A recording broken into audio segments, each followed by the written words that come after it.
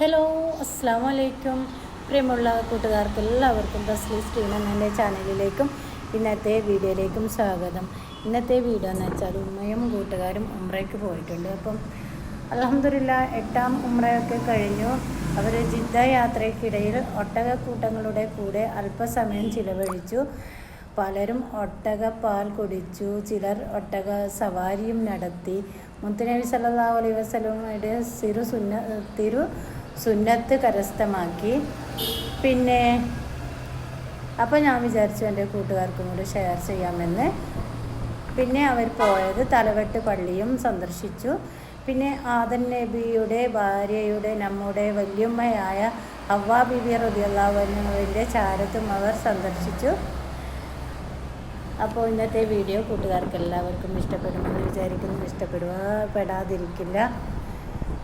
കണ്ടോ, ഇനി പിന്നെ അവിടുത്തെ ഉമ്മയൊക്കെ പിന്നെ ഇന്നേക്ക് 8ാമത്തെ ഉംറയാണ്.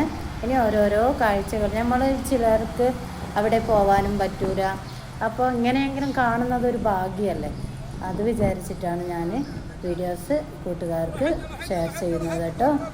അപ്പോൾ എല്ലാവരും കണ്ടുവരൂ.